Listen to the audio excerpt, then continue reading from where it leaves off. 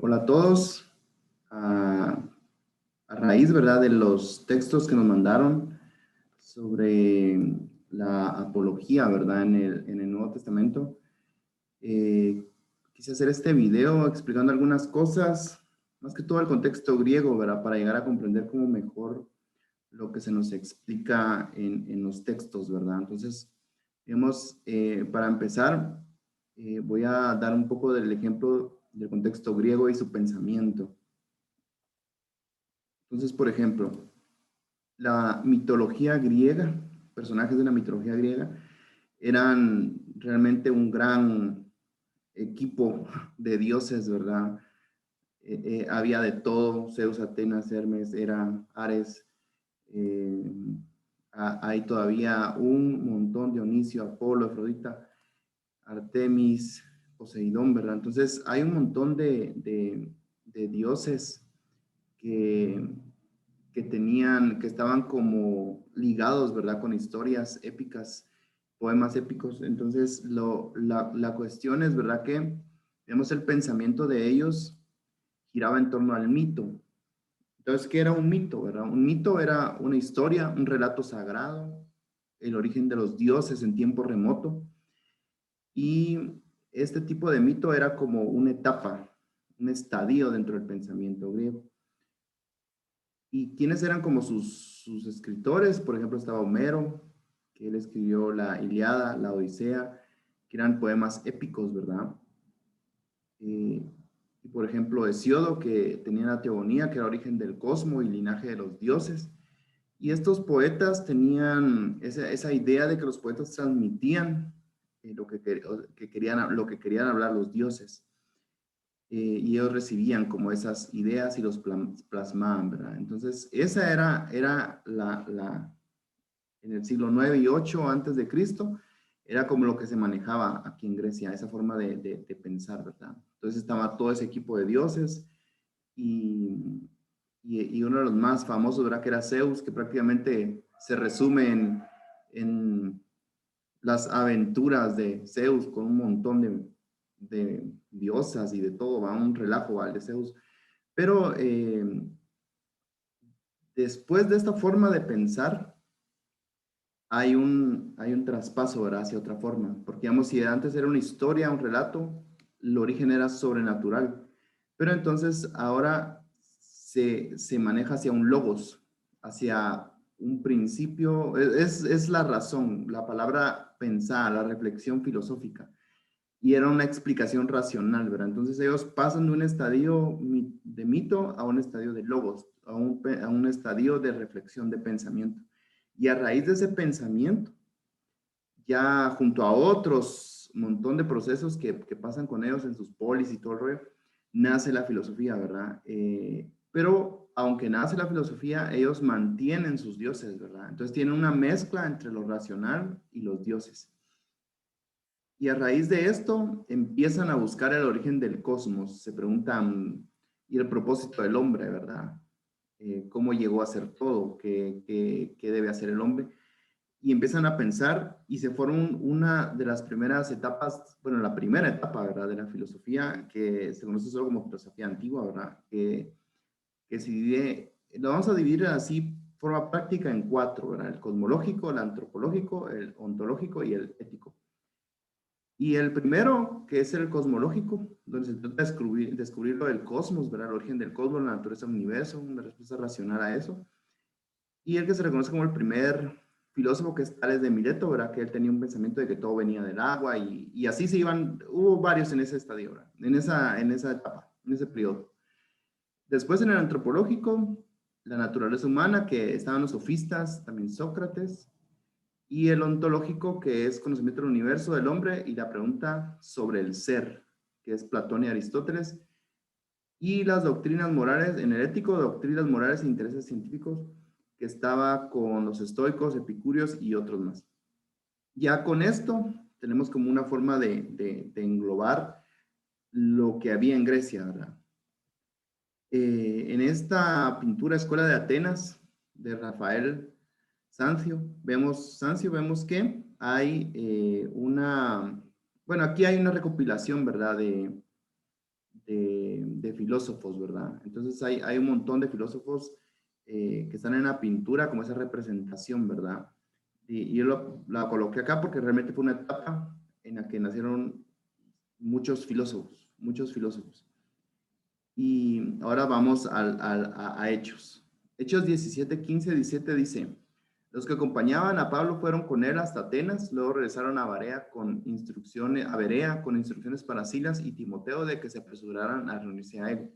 Mientras Pablo los esperaba en Atenas, se indignó profundamente al ver la gran cantidad de ídolos que había por toda la ciudad. Iba a la sinagoga para razonar con los judíos y con los gentiles temerosos de Dios y hablaba a diario en la plaza pública con todos los que estuvieran ahí.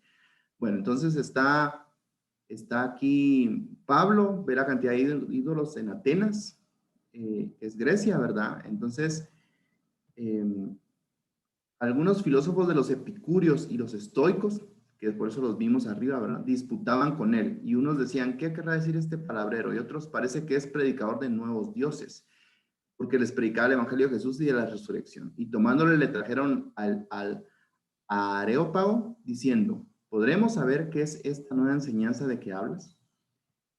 Y entonces aquí los ubicamos, ¿verdad? Ubicamos que las personas con las que Pablo estaba teniendo esta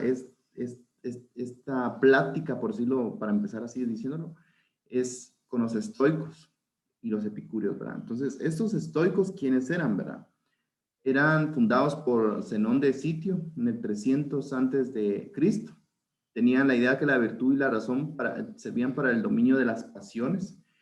Y a partir del fuego original y creador, que era el Logos, según lo que ellos pensaban, porque ese Logos tiene muchas ideas. Además, conforme la palabra fue como evolucionando, ¿verdad? Según el lugar y el tiempo. Y siguiendo un orden determinado, se van creando todas las cosas, luego apareciendo y así sucesivamente se creaban y se iban, se creaban como un ciclo, ¿verdad? Digamos, estos estoicos tienen como bastante, fueron como muy influyentes y tienen tres periodos reconocidos, ¿verdad? Que es el antiguo, siglos 3 al 2 antes de Cristo, el medio del 2 al 1 antes de Cristo y el nuevo del 1 al 3 después de Cristo. Entonces se podría decir que Pablo se encuentra con un estoicismo nuevo. Y dice más cercano al estoicismo antiguo, pero centrado especialmente en un pensamiento de tipo moral y religioso que tuvo una gran influencia política y social. Entonces el pensamiento de ellos era un pensamiento así grueso para el momento y es donde Pablo estaba. O sea, Pablo estaba en ese lugar hablando con ellos. Aún hasta el día de hoy, ¿verdad? Estos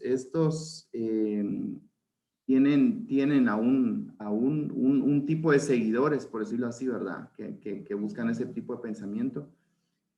Va, sigamos, ¿verdad? Y tomándole, le trajeron, ¿verdad? Y a Areópago diciendo, ¿podremos saber qué es esta nueva enseñanza que hablas? Pues traes a nuestros oídos cosas extrañas.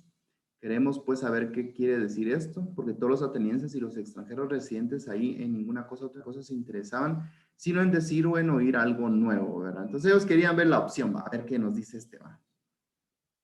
Y ¿por qué se dice que la historia es comparada con la apología de Sócrates?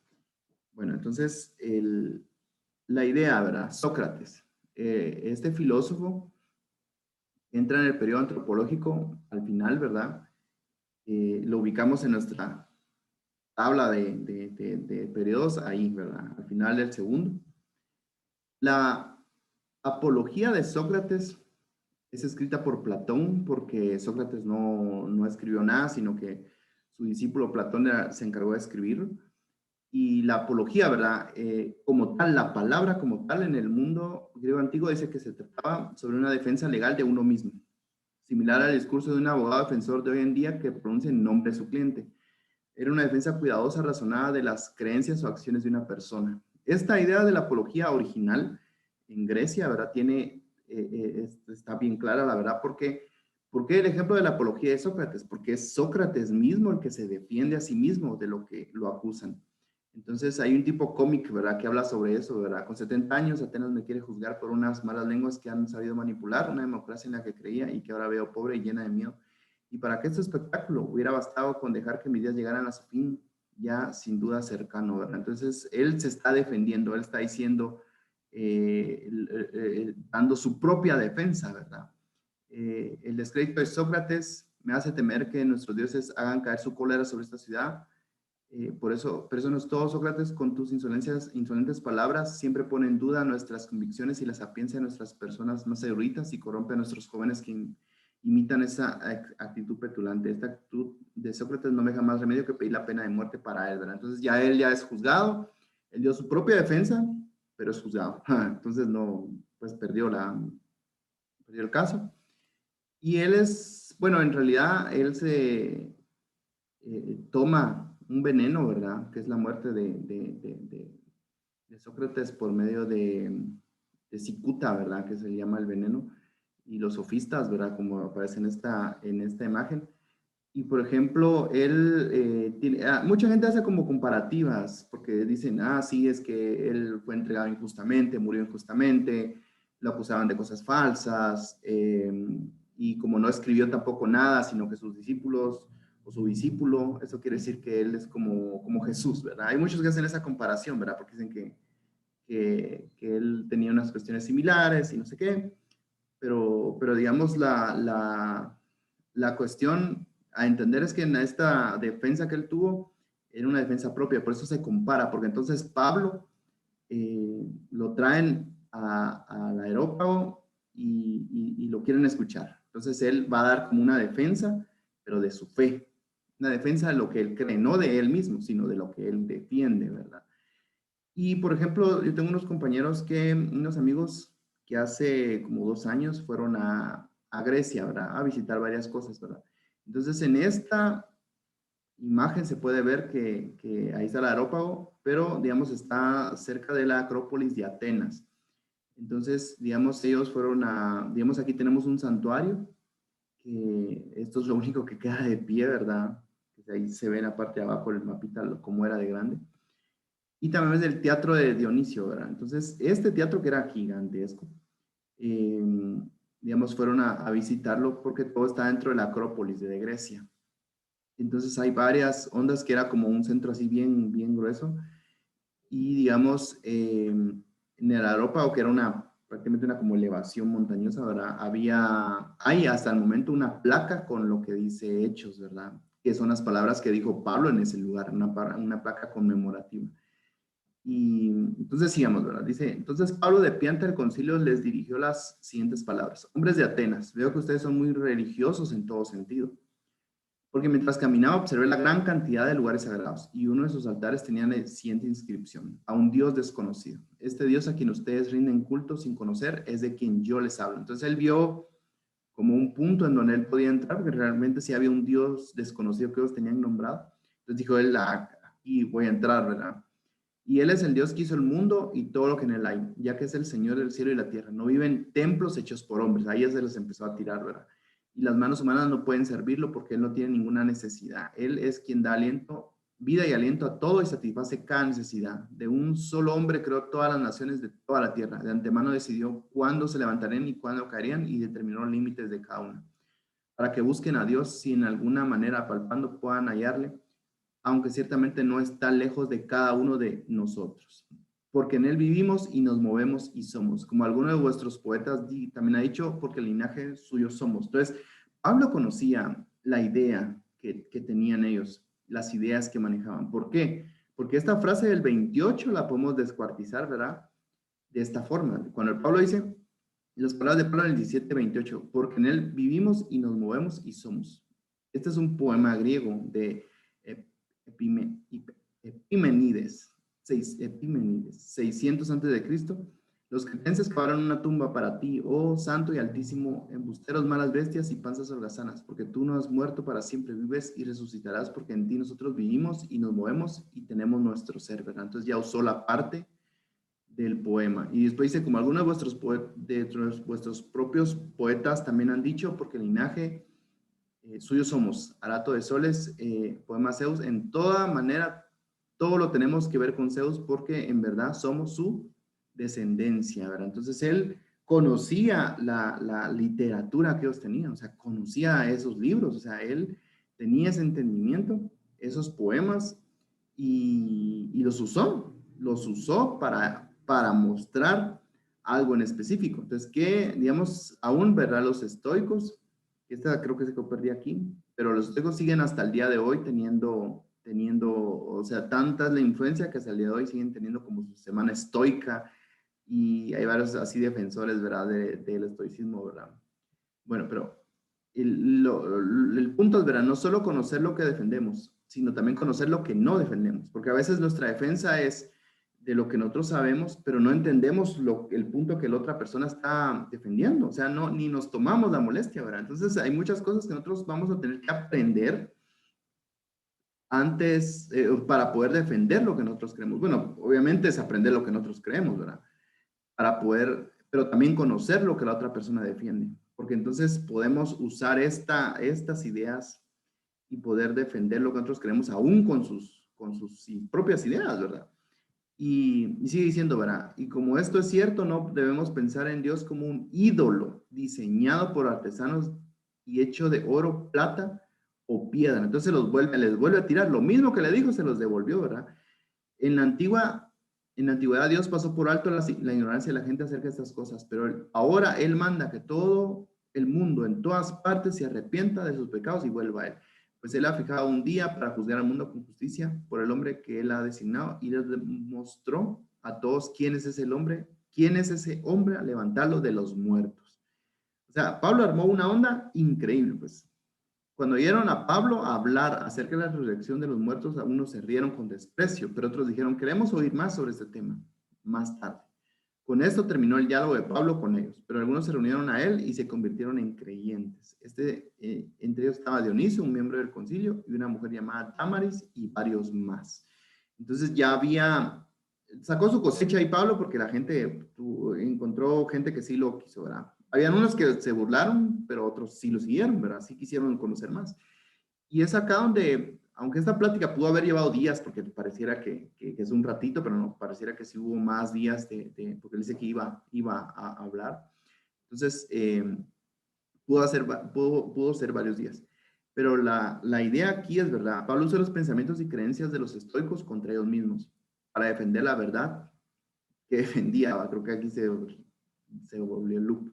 Pero la idea es que realmente él tenía esta idea, él se los planteó, ¿verdad? Así como dicen ustedes, somos sus descendencia, pero entonces, ¿por qué le hacen ídolos? ¿Por qué no son como coherentes, va? Entonces, y era un tiempo en el que esto era permitido, pero ahorita se acabó, porque ahora Dios quiere que se arrepientan y quiere que se vuelquen hacia el hombre que él ya resucitó, ¿verdad? Entonces él ya armó, hizo toda la idea, se lo planteó ante la gente que tenía pensamientos bien fuertes, por decirlo así, ¿verdad? En cuanto a vida ética y un montón de ondas. Y es lo que pues tratamos de hacer también intenté hacer ahorita con esta presentación, porque busqué mostrar lo que ellos conocen. Y a veces nuestra idea es así, ¿verdad? Voy a defender lo que yo creo, pero ¿qué era el entorno de ellos? ¿Cómo pensaban ellos? O sea, ellos realmente estaban metidos en un mundo eh, lleno de dioses, lleno de dioses y llenos de buscar ese tipo de pensamiento en el origen de las cosas y estar filosofando, estar buscando las explicaciones, ¿verdad? Racionalizando todo, ¿verdad? Entonces, es necesario como conocer ese entorno para saber qué es lo que Pablo hacía. Y para ir terminando, 1 Pedro 3:15 dice, santificad a Dios el Señor en vuestros corazones y estad siempre preparados para presentar defensa con mansedumbre y reverencia ante todo el que os demande razón de la esperanza que hay en vosotros. Que en el texto venía y explica, ¿verdad? La mansedumbre y la forma en que uno debe expresar. Pero una cuestión que me interesa bastante es la parte final del 16. Pero háganlo con humildad y respeto. Mantengan siempre la conciencia limpia.